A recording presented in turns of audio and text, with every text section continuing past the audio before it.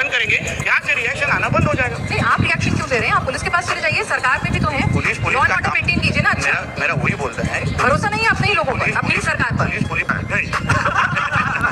इसका काम कर रही है, पुलिस वहाँ एक्शन ले रही है, मगर जिस तरीके से मैं बोल रहा हूँ, एक भी जो ईद की और जो मुहर्रम की जुलूस निकलती है, कभी आपने किसी भी हिंदू को उस तरफ गंदी नजर से देखते हुए देखा है क्या?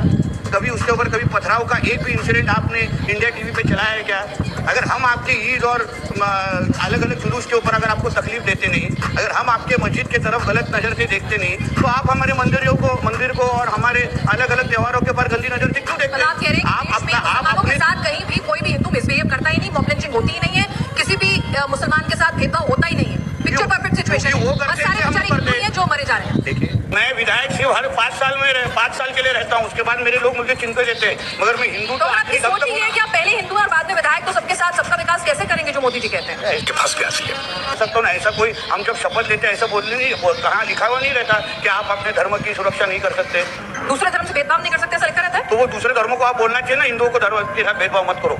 तो हमको तकलीफ, आप इतना अच्छा शो एक्स मुस्लिम शो चलाते हैं, आप खुद चलाते हैं, तो आप तभी आपके सारे शो हम खुद देते हैं, उसमें आप सवाल सही तरीके से पूछते हैं, मगर आज अलग सवाल नहीं, आज भी टॉपिक ही चेंज हो। अजीत दादा को आपके बयान पसंद नहीं आते हैं, बहुत नाराज रहते हैं, ठीक है, वो शिकायत कर देंगे आप। उनका सवाल है।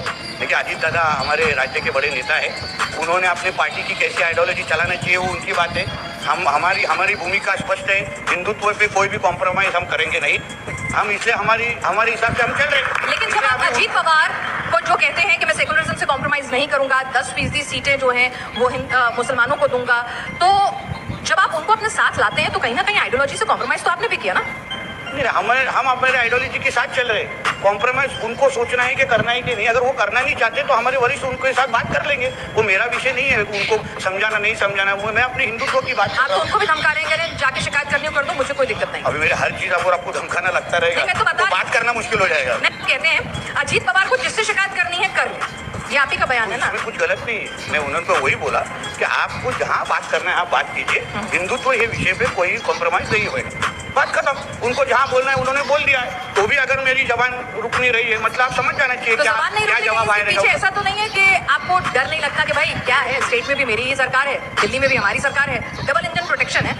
वापिस बोल रहा हूँ, ये कोई राजनीति की बात नहीं है। मेरे धर्म के बारे में अगर कोई गंदी नजर से देखेगा तो बोलने का अधिकार मुझे भी है, आपको भी, और यहाँ बैठे हुए हर एक हिंदू को है। लेकिन अगर हर आदमी नितेश जी अपने हाथ में अपने हिसाब से एक्शन का रिएक्शन देने लग जाएगा तो भीड़ तंत्र हो जाएगा। इसीलिए अदालतें हैं, इसीलिए पुलिस स्टेशन है, इसीलिए हमारा संविधान है, गाइडलाइंस है। इसीलिए जो आप